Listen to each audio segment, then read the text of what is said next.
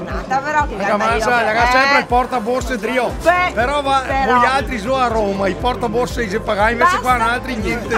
Mi sono dimessa, un altro detto del Menone è chi non lava mai i piatti non che ne spacca mai neanche a uno. Chi che non fa niente sbaglia mai. Si deve fare di più, abbiamo il dovere. Ora hanno governato la Lega e il centrodestra per 20 anni, chi ha distrutto la sanità e il sociale. La prima cosa che io farò nei 100 giorni è quello di riportare la sanità e il sociale nella dignità della persona. Auguri di buona Pasqua. Grazie a tutti, anche alle vostre famiglie. Ehi a Chiampesi, votate Moretti che siete narcotizzati.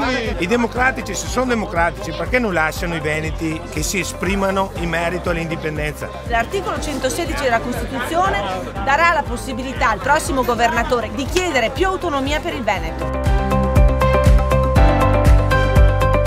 Noi andremo ad aggiungere ai 24.000 del triennio che già lo Stato dà per le assunzioni a tempo indeterminato, aggiungiamo 500 euro al mese per un anno. Sicuramente è una cosa positiva. Alla Regione Veneto il costo della burocrazia grava per 6 miliardi di euro l'anno. Agire in questo settore significa far lavorare gli imprenditori.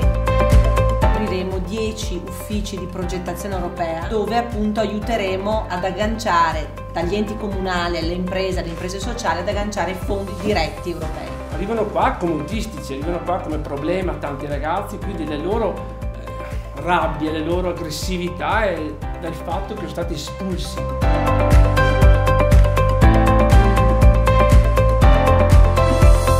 Dateci una mano quando c'è un segnale positivo. Io capisco criticare, dovete controllarci. Però voi dimostrateci che la mano è la verità. Esatto. Grazie.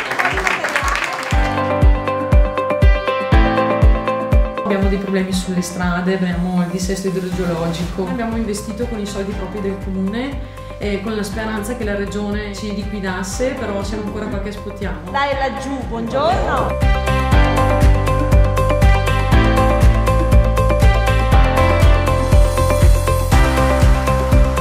Noi siamo il Veneto, dobbiamo essere orgogliosi della terra che siamo e dei veneti orgogliosi di chi siamo. Ma se siamo ancora a quei livelli lì, non lo siamo mica per la politica, sapete, lo siamo per gli artigiani, per gli imprenditori, per i sindaci che hanno combattuto in questi anni qua.